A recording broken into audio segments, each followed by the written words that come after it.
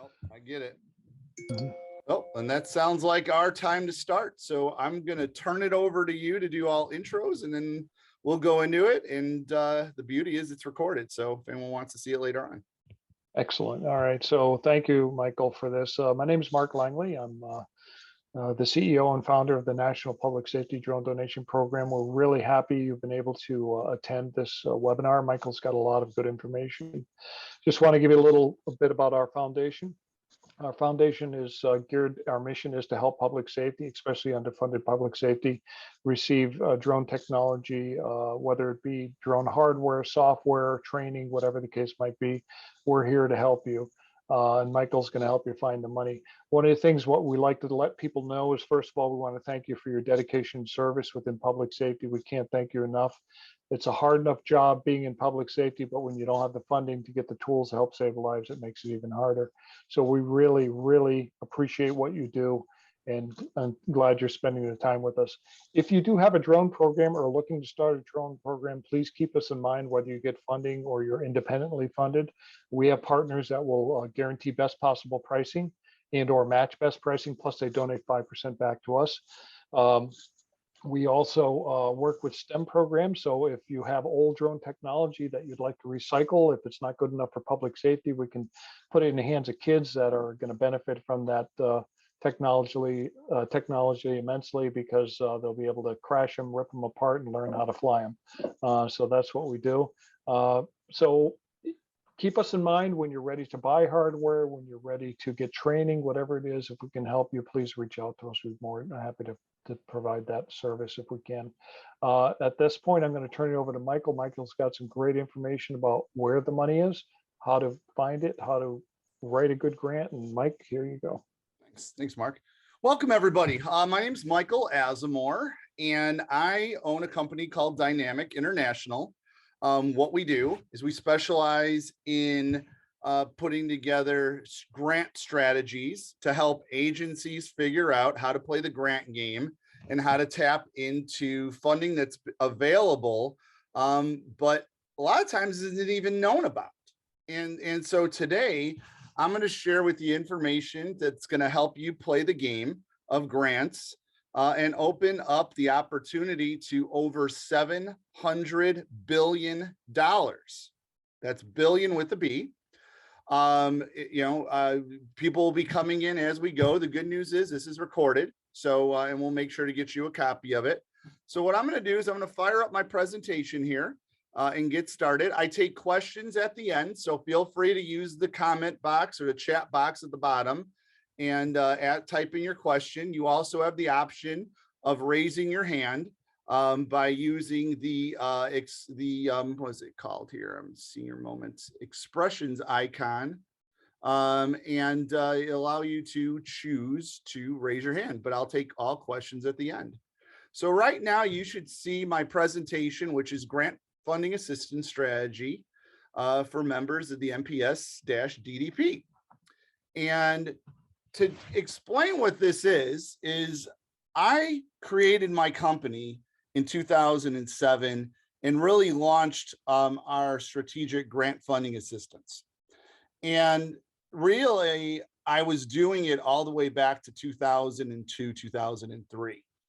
So in 2007, when I started my company 15 plus years ago, the reason I started it was I saw there was a huge need for end users to acquire solutions to solve problems in their community. It might have been equipment, software, training. And what I would see is businesses would go in and educate the end users on their features, advantages, and benefits, ask buying questions, maybe a demo as well would be involved. And ultimately, the end users would say, you know what, I would love to have this equipment, but I don't have any money. And a lot of times they don't have any money due to budget issues. And budget issues come from a majority of funds in the budget going to payroll and gasoline. And I've been saying that for years now. And that was before we had $4 a gallon gasoline, or if you're in other parts of the country, $5 and $6 a gallon gasoline. So money's tight. and you have to be resourceful to figure out where the money is. And today you're going to leave here realizing the problem isn't resources. The problem is just resourcefulness of knowing where it's at and how to act on it. And we're going to fill those gaps, because the end result is this. In this marketplace today, I see so many agencies that are doing the best they can to serve their communities, but they're doing it without the best possible resources, equipment, software, or training that are going to save them time and money, reduce liability, and save lives. And as someone in the consulting side of the business, it frustrates me. It frustrates me because I know how hard you folks work. I know how you do the best you can with the resources you have. And so what I want to do today is educate you on how to get more resources. So what we're going to talk about is different ways to get money. And I'm going to go through lists of grants. I'm going to go through types of grants. I'm going to give you ideas. If for some reason you want to acquire already created lists of grants, we have about 1,750 of them, grants identified. We have those for sale. I'm not going to go into it too deep, but if you want to buy a list of grants after hearing this presentation, reach out to me. 5% at the minimum. I want to say it's 25% is what I agreed with Mark, of any proceeds of people that attend this event goes back to Mark's organization, because I love what Mark's organization's doing and I want to support it in any way possible. So, we do grant lists, we do grant strategies for companies. So if you're a company on this call or an end user, and after you hear what we talk about and you have an interest in the content, just reach out to me and let me know. But what we're going to be doing today is really talking about these 5 things on this slide here. How to get approvals to pursue a grant, how to identify grants that are a fit for your organization, how to find a point of contact and start building rapport with that grantor. So that way the odds of being successful and getting funding go up. How to write a justification paper. I know a lot of you come here thinking, oh, I'm going to learn how to write a paper today. You are, but that's just a piece of the puzzle. To me, there's 5 pieces of the puzzle, and writing a grant's one of them. And then lastly, securing and protecting the money, because sometimes you get awarded money and you can't spend it immediately. And if you can't spend it immediately, there's a chance you might lose it. So I'm going to teach you strategies to help you keep that money. So with that being said, let's start off by defining the terms today. So what is a grant? A grant simply is a sum of money given by an organization, especially a government, if it's federal or state, for a particular purpose. You have a grantor, which is that individual that's in charge of distributing this sum of money. A grantee, which is probably everybody on this call, end users, police, fire, EMS, emergency management, the user of the technology. And then there's 3 types of grants that you really need to know about: federal, state, and then private funding. Private funding comes from corporations, nonprofits, and foundations. What if I was to tell you that the banks in your community not only loan out money, but actually write grants? They'll give you a grant for a project. What if I told you the power companies in your backyard, they will fund projects for you to take care of them? What if I was to tell you insurance companies, your Allstates, your Farmers, your State Farms? What if I told you they will give out grant money for projects to better protect and serve the community? All that's true and more some. So we're going to dive into a lot of different funding sources you might not have even thought about. So a grant is a 2-step process. Typically, there's an application. That's where you got to fill out specific city, county, and state info. A justification paper, which basically explains what's going on and why you need the money. And then sometimes that justification gets broken into pieces and the questions are inserted into the application. Our problem is this. Our solution is that. Our implementation plan is this. Things like that that would be normally in a paper format are actually questions and short answers. So why do we even have these classes? You know, I started my company 15 years ago, and we were one of the first companies to start working on grant funding. And you know, when I talk to people outside our industry, they're like, what do you do? Why do you worry about finding money for people that need to buy stuff from you? Well, the reality is this market's very unique. You know, first off, we have budgets that we work off of, and these local government budgets, they get smaller and smaller every year.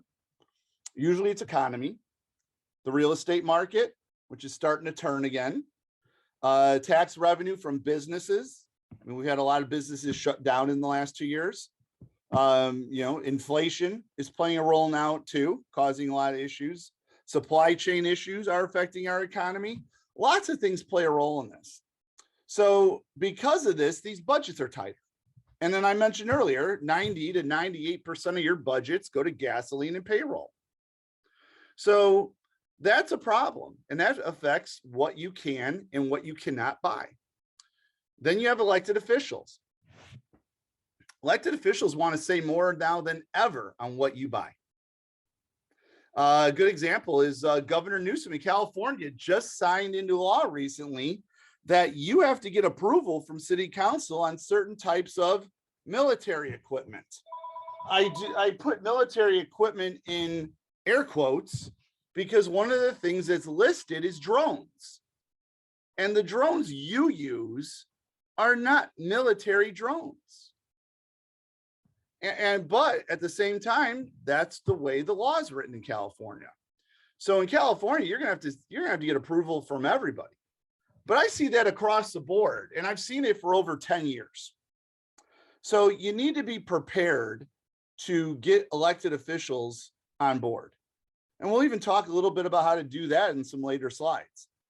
So more and more life-saving products and services that departments need, they're not always a high priority.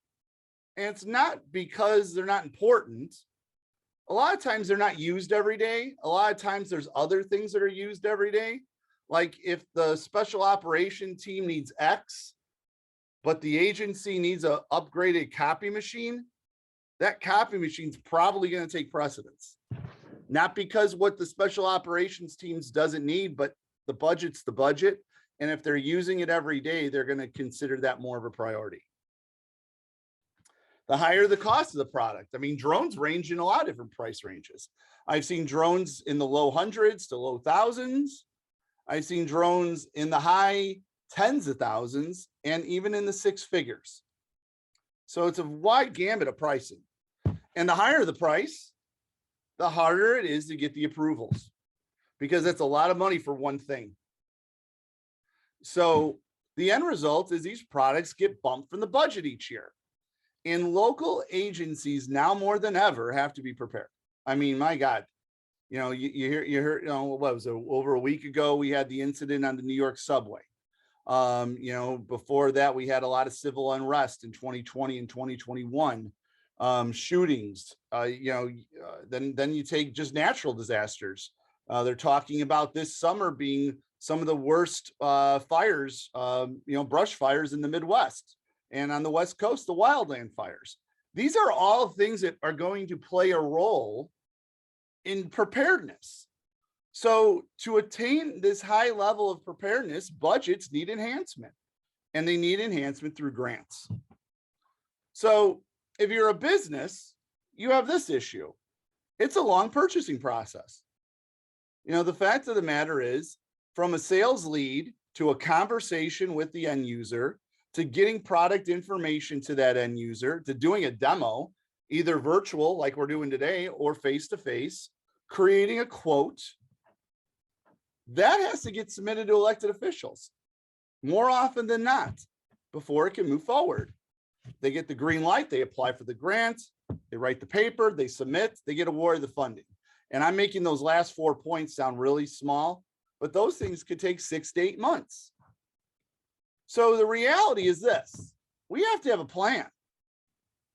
We have to have a 5-pronged plan or approach to solving this problem. And the first one is how to sell grant projects. Regardless if it's budget or not, you're probably going to go in front of a city council or a county board at one time or another. I see it across the country. So if we have to play that game, and again, I don't say game to take it lightly. I say game because I can figure out how to win a game, and we play games when we're kids. And if we look at problems as games, we can solve them easier. So the first thing we have to do is get clear how to play this game. Who is going to approve this project? Is it the agency leadership?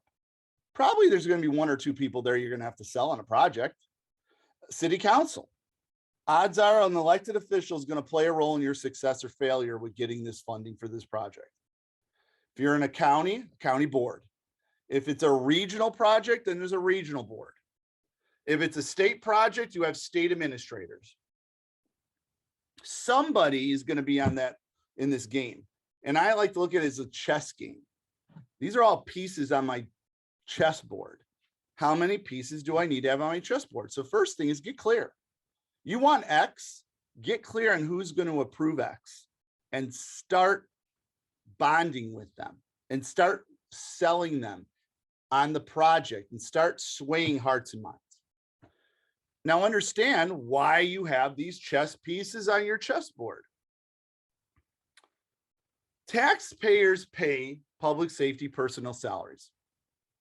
Elected officials want a decision. That's why Governor Newsom made that decision. I think it's called the DR 481 or something like that.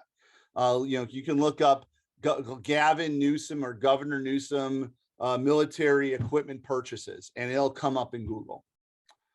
They want to have a say in this. And if they want to have a say in it, then you need to get them involved. So how do you do it? How do you get them involved? How do you win them over? First thing is understand how the project can be realistically funded through a grant, federal, private, or state. I mentioned earlier, my database has 1,748 grants, totaling over $712 billion. It's a lot of money. You can buy almost anything with that money. But you might not have that kind of list yet. You need to start building it. You need to start understanding what grants would work with what projects, and you have to do research.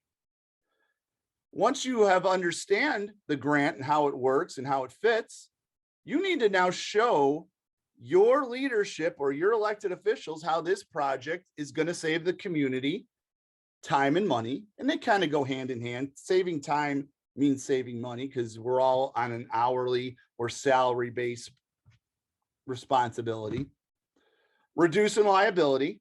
How do you make the community safer? And ultimately, how do you save lives?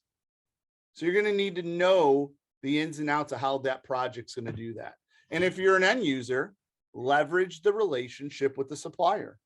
If it's a distributor, a manufacturer, a service organization, whatever it is, have them explain to you in detail, in black and white, how their solution saves time and money, how it reduces liability, and how it saves lives. It's in their best interest that you understand it, so put them to work. One way to do that is leverage the AEL. So what is the AEL? It's the authorized equipment list. You'll find it on FEMA's website. The audience is you, the end users, EMS, EMA, fire, law enforcement, coroner's offices, public health, 911 centers. What they've done is FEMA has a list of 766 products broken into 21 categories and subcategories. And they're listed by what they are and what they do. Now, there's no brands. So you're not going to see DGI, or you're not going to see FLIR, or you're not going to see, specific brand names. What you're going to see is things like a small unmanned aircraft system, or robots or remotely piloted vehicle upgrades. These are the two AEL numbers that you're going to need to know. So if you Google 0303-07-SUAS, it'll take you to the first selection of choices. And the first choice is FEMA's webpage. You click on that, it'll take you right to the exact page. And what you can do is print that off or save the link and send it. And that's justification. The FEMA recognizes that you need a drone. FEMA recognizes you need upgrades to those drones. So there's your leverage to get city council or county board to move. That's your leverage to get decision makers above you to say, you know what? If FEMA recognizes it and you can get the funding, go after it. And that's all we want. We want this green lighted so we can start working toward finding the funding sources. So the next thing's grants. What grants to target? So let's talk federal grants. The first one is ARPA, the American Rescue Plan Act. ARPA is being spent like mad right now. Why? There's $350 billion with a B. That's billion. They have to spend 175 billion by the end of this year. And then the other 175 billion has to be spent by the end of 2024. So ARPA funds are getting spent on everything. So what you want to do is this: if you want to find out if there's ARPA funds for your drone project, you want to start by talking to your emergency management director and explain to them your project and ask them a simple question. What has to happen for you to move some of this American Rescue Plan Act money over to our agency so we can acquire our drone or our drone accessories or our software for our drones or our training for our drones, and find out what they say. You know, it's a matter of a conversation. It's not going to be filling out an application. It's all conversation when it comes to ARPA funds. Other funds to focus on. I'm not going to hit all of these, but I'm going to hit some of them. CARES Act is another one. CARES Act's getting spent like crazy. That's $150 billion as well. Originally it had to be COVID related, but I'm seeing CARES Act money getting spent on a lot of stuff. So it's definitely worth the conversation. And it's the same approach as ARPA. Emergency Management Director, start there. Work your way up or down based on what they tell you. Homeland Security Grant Program, that is coming out probably the second half of this year. That is going to be a program worth over $1 billion. It's either the State Homeland Program, which is pretty much everybody else other than the UASC cities. The UASC cities are really the 25 most populated parts of the country: Chicago, LA, New York, Philly, Houston, so on and so forth. Operation Stone Garden is your border states, bordering Alaska, bordering Canada, bordering Mexico, or bordering the oceans. There's money in all those. Port security. If you have a port or harbor in your jurisdiction, you could apply for port money. Port money and Operation Stone Garden are very similar, right around 90 million each. If you're a volunteer fire department, there's a Volunteer Fire Assistance Grant Program. That federal program gets funneled to the states, and then depending on the state, they usually determine when they're going to release funds or when they're going to accept applications. So it's case by case. But usually it's through your rural agriculture part of your state, and they usually hold that. But if you Google Volunteer Fire Assistance Grant and you Google your state, it should pull it up. Private grants. Grants to think about on the private side. Remember, foundations, corporations, and nonprofits. So public safety grants, firehouse subs. Firehouse subs right now is not big on buying drones, but if you need accessories like thermals and night vision and software, they're not pushing back on those. They are pushing back though on the actual drone itself. Gary Sinise Foundation, Lieutenant Dan from Forrest Gump. He is fulfilling grant applications for public safety agencies as well. Georgia Pacific, if you have a Georgia Pacific location in your backyard, like today I just talked to an agency in Cass County, Missouri. They have a Georgia Pacific location, so they can apply for that Bucket Brigade grant. Mission Barbecue, if you have a Mission Barbecue, and this is one of these growing restaurant chains across the country, huge proponent of public safety. They will fund projects wherever they have a location. Worth talking to. Community grants, community development, enhancement, and improvement. This is where I usually get the question, well, how I want a drone or I want drone accessories. How can I ask for community money? If you can show how the drone program is going to help the community be stable and develop, enhance, or improve, it's a fit. So it's all about how you message that project. Message it about developing, enhancing, and improving. So Chevron, City Foundation, Enterprise Holdings, those are ones that you could definitely tap into. Those are corporations that will fund projects that are about community development, improvement, enhancement. Disaster, may it be disaster preparedness, recovery, response, or relief. Insurance companies like Allstate, Amazon has their own contribution program. Cooper Tire, the tire company, Dow Chemical, some examples of those. They fund projects that help an agency either prepare, recover, both ends of the spectrum, respond, or provide relief. So you're going to want to think about those as well. So in general, most of us on this call have one or more of these in their backyard. Banks, energy companies, insurance companies, manufacturing companies, railroads. Most of us have at least 3 to 5 of those in our backyard. Those are all viable funding sources for drones or accessories. And here's the beauty. Most of them are all year round open applications. It's not like the feds. The feds give you a window. AFG last year, I think it was end of November through like the middle of January. Now you got to wait till the next one opens up. Not the private ones. Most private ones are ongoing, 365 days a year, 24/7. You have foundations, public safety foundations. If your agency doesn't have a foundation set up yet, see what has to happen to do so.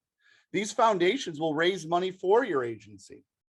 These foundations might even buy the assets and then donate the assets to you. Then we have regional community foundations, my favorite. Regional community foundations are like private equity firms. They raise money within a region, they reinvest the money, and then they give a portion of that money away every year. So the same customer I was talking to that was in Cass County, they are one of 9 counties that make up the Kansas City Regional Community Foundation. That foundation has $1.7 billion in their fund. They're going to give away 10% this year.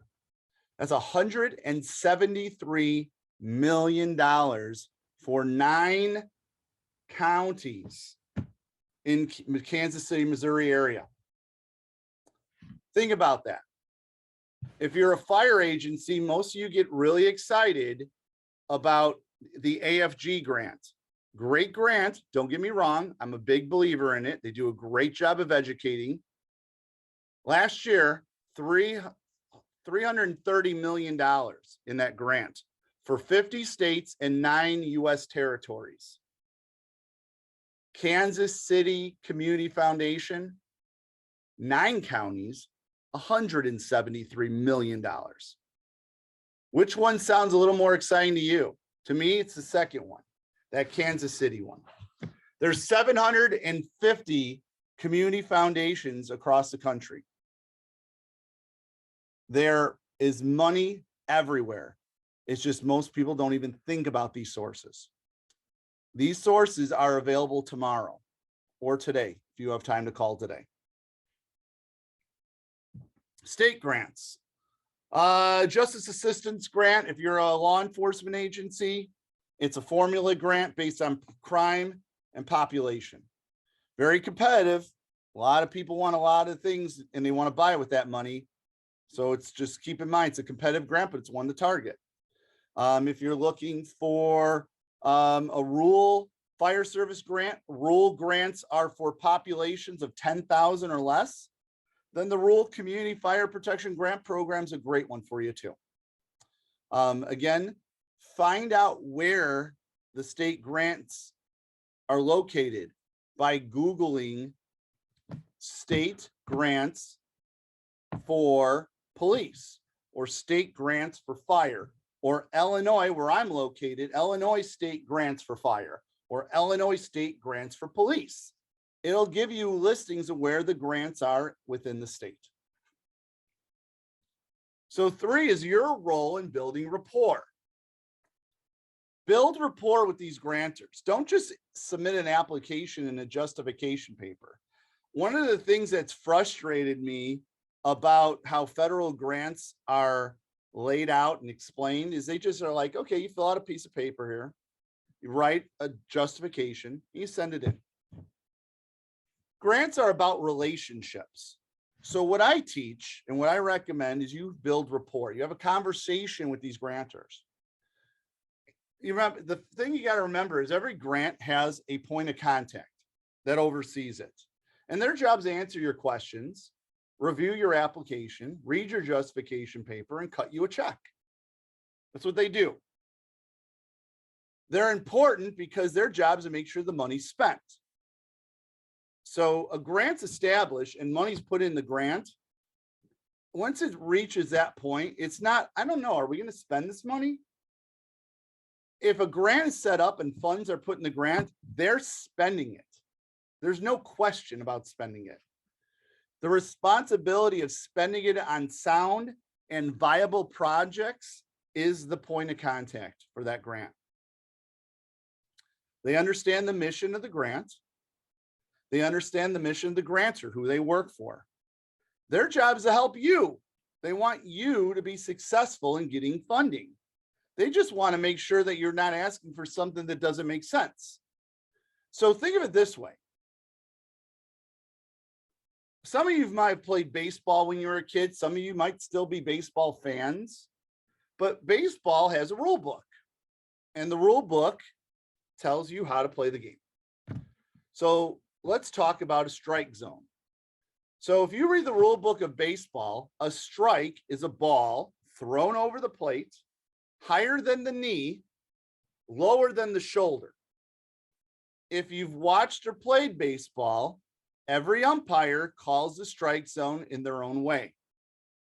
Every grant point of contact reads the guidance and application kit and determines it and interprets it in their own way as well. Build rapport with them and find out what their strike zone is. They will get to know you. They'll start liking you. They'll appreciate what you're looking to do, and they will help you. Find out what you need to do to make them say, I want to give you money. So now let's talk about a successful grant justification paper. What is it? First of all, a justification paper is affirmative case. It's an affirmative case that addresses a problem and shows how the project will solve the problem. And there's 5 components to every justification paper. 1, the problem, identifying it, and 2, quantifying it, showing how big it is. So you want to make the problem as realistically big as it is. Soft targets, population, number of call outs, lots of data makes the problem look big. Then you want to explain your project. How does it save time and money? How does it reduce liability? How does it save lives? Then you want to talk about implementation. How are you going to get this project off the ground? No pun intended, since this is a drone class, but sometimes I like to be punny. From time of purchase, delivery, training, Media notification, making sure the media knows about the project. All of this goes into getting that project properly started. And then lastly, the cost. The cost based on the quotes provided by your supplier. Those are the 5 things every justification paper has to have. The only difference is the sequence. One grant might ask for the sequence one way. Another grant might ask for that sequence a different way. Read your guidance and application kits. In fact, form a team of 3. Teams of 3, read the application, read the guidance, read the application filled out by your agency, read the justification paper to determine if it's strong enough, if it sounds sound and viable. Your teams of 3 will always get it done, but you have to make sure everyone's on the same page. So if 2 agree and 1 don't, you got to have a conversation, find out what the 1 sees that the other 2 don't. Last, number 5, securing and protecting grant funds. Why is this important and necessary? 1, there's multiple parts of an agency that have projects that need to be funded. So you're competing with everybody else in your agency for projects. They have their pet projects, you have your pet projects. Those end users, those decision makers are going to do what it takes to get the money. So you have to realize that you're in competition with your peers. Secondly, funding's lost. Why is funding lost? What does funding lost mean? Money's never lost, it's moved. Money's not spent quick enough, it gets moved from one place to another. Sometimes money gets moved from one project to another because somebody else is more persuasive. It's all about leverage. You need to have leverage to keep the money on your project. So the outcome today is to teach you strategies to reduce the chances of losing your money. So let's talk strategies. 1, build an agency team that supports the project. Drones are great because multiple parts of an agency can use drones. Special ops can use drones. Traffic can use drones. Hazmat can use drones. Just to name a few. Operations can use drones. There's many reasons a drone can be launched. Get all those teams and all those divisions together and work together to get the funding for the project. Get leadership on board. Once you got your teams together, go in front of the chief deputy or the deputy chief or the commander or the captain or the chief or the sheriff. Whoever's ultimately in charge that decides your success or failure in getting funding, sway hearts and minds, get them on board. Get elected officials on board. I recommend you bring elected officials to demos. If you're going to demo something and you know the city council or the county board's going to have a say in this, invite them to the demo. Get them on board before you have to go in front of them at a session. Make this session a home game where the home team is the council members that are sitting there or the board members are sitting there. Bring them to the demo, get them involved. Local businesses. One of my favorite stories, I was working with an agency in California a couple of years ago, and I told them about the importance of talking to the local businesses about the project they wanted to do. So they did. They got 80% of their funding from the local businesses because a local business will call up city council or the county board and talk to them about your project and could tell them, you know, I think it's a good idea and I think it'll help the community. But what they will also do is they'll write you a check because they're looking to have write-offs to offset their revenue. So don't be surprised if local businesses want to take care of you. The better you can serve them, the better chances they'll be taken care of and they want to help you. Community leaders, chambers of commerce, pastors, priests, religious outfits. There's many different community leaders in your communities. Get them involved. Invite them to demos. Call them up. Have them talk to city council and county board members. to sell them on projects. Citizens, get your neighbors on board. We all live in houses or townhomes or condos or apartments. We have neighbors. Talk up the project to them. They can call city council. They can call the county and talk up the project. Build a team. Get as many chess pieces on the board so you can get your checkmate. How do you sway hearts and minds? Show how the project saves time, saves money, reduces liability, saves lives. Justification information. NIM standards for robotic platforms. If you're a SWAT team, you have to have some form of a robotic platform. Doesn't say ground or air, it just says robot. You could use both.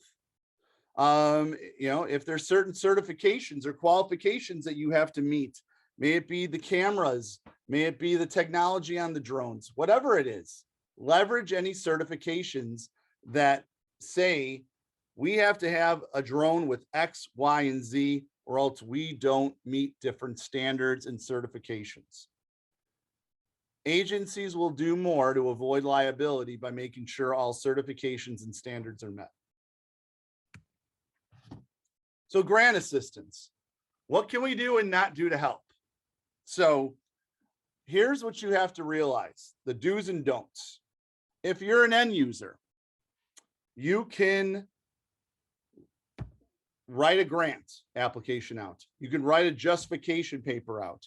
You can call and have conversations with the grantors. You can hire a grant writer to write the grant for you too.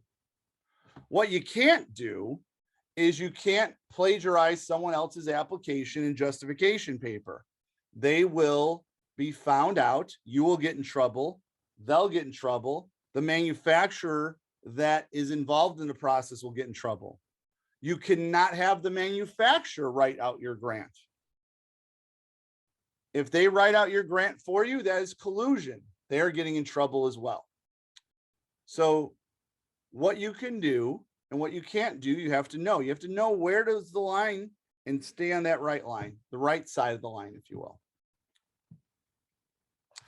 So what I want to do now is open it up to questions. If you have any specific questions after the presentation, there's my phone number, my mobile number, and my email. Call me or email me anytime.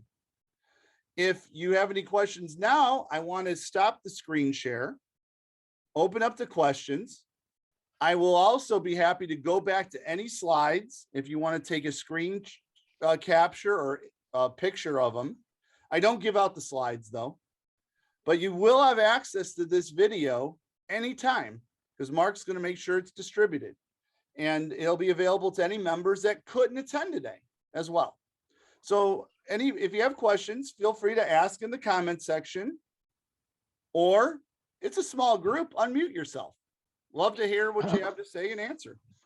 Michael, I put my contact information as well in the chat. So if anybody needs to get a hold of me, phone number, email, please don't hesitate to reach out to me. I'll also get you a link of this recording should you want it after the event once Michael shares it with me.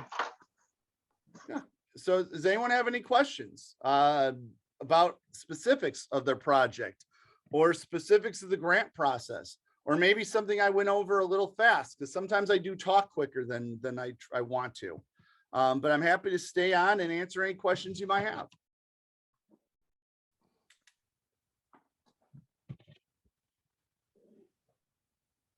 Well, looks like we got no questions. Michael, I can't thank you enough. Again, I learn so much every time I attend this with you. It just seems like every time you just bring out more information that I didn't catch last time, or it's something new. And we can't thank you enough for taking the time. Yeah. I go back and I hear people talk about topics that I know about, and I'll be like, I didn't know that before. But sometimes we just don't hear things at that moment, and that's not a bad thing. It just is what it is. But there's a lot of evolution of content, and this is a market that's always changing and growing. So it's not surprising. Every time we do this, I guarantee you there's going to be something new. ARPA funds, the way they're getting spent right now is totally different than they were 3 months ago. Totally. CARES Act money, totally differently spent. We're going to be spending a lot of time researching more and more grants. My team is growing, which is great. But what it's going to allow us to do is find more funding sources. My goal is by the end of this year to have identified 2,500 grants that are over $1 trillion combined. And I know the money's out there. I want to let everybody know too, on our website, NPS-DDP.org, we have resources of people that do grant writing professionally. We have some really quality people that are looking to help. If you got any questions, you can reach out to them there. Their contact information's there, or you can reach out to me directly or Michael, and we'll be more than happy to connect you with somebody who could probably assist you, because obviously you didn't get into law enforcement or public safety to write grants, right? This is just part of the goes with the territory type of thing. So if we can help you with that, we'd be more than happy to as well. All right, Michael, I think that's it. I see a BJ's unmuted. Do you have a question? Yes. It's my first Zoom call ever. So just Oh, you're navigating doing through. great. Just came back from the drone conference. Okay, just came back from the drone conference in Dallas last week. Nice. And so the timing is really good. So so this will be my first time looking at getting grant funding for location in New Jersey in a very congested traffic area. So I just wanted to say thank you for putting this on, and also I will be looking to get the follow-up information, because spending 5 days or 4 days out there, it's the next step is working on the grant for a law enforcement department. Absolutely. So I just wanted to say thank you, and I look forward to getting access. Just getting access to additional information. Yeah. No, our pleasure. Here's something to think about. I don't know if you have a lot of pharmaceutical manufacturers in your backyard, but a lot of the manufacturing in your backyard will fund projects like this. I mean, their philosophy is their workers live in the area you protect and serve in. And and with that being said, it's in their best interest to make sure you have all the assets you need to keep the area safe. And and traffic mapping and software that does that, and specific assets itself, they will fund stuff like that. So really dig into them. The power companies, huge. Gas and electric companies will donate. I've seen them donate 5 figures plus for projects. So and they're in your backyard. Yep. We just had a utility company down in Birmingham, Alabama, donate a very nice high-end thermal imaging package to a local fire department that had a need. So again, it's out there. You just got to ask. Worst they can do is say no, right? Yeah, absolutely, absolutely. I just wanted to thank you. Like I said, it's my first Zoom ever. I just and it was fantastic. Really, never would have known. You shouldn't even have told us it was your first Zoom call. You look like a pro out there. I was a couple minutes late because I was setting things up still. So yeah, so it was great. Well, thank you very much. Well, if you missed anything, we'll get you a copy of the recording. Just my contacts in the chat information. Great. Yeah, absolutely. Because I missed the first couple minutes because I was setting up the account. No worries. So, no worries. Thank you very much. All right. John, thank you again, Michael. Kevin, I gotta put my cheaters on for this. Franklin, any questions? Anything any comments? Any thoughts? Observations? So Franklin is my assistant. He works with me directly. Nice. Who else had a? Let me see. Who else? Nope. We got. John's the only one left. Then we probably just shut it down for today, and we will do this again in the summertime. Thank you again, Michael, for your support. Appreciate it. Anytime. We'll miss you at FDIC, Mark. Yeah, I just shot you and Antonio an email. Hopefully we'll be able to at least get some presence there. We'll do what we can. Absolutely. All right. Thank you, sir. Bye-bye. Take care, everyone. Be safe.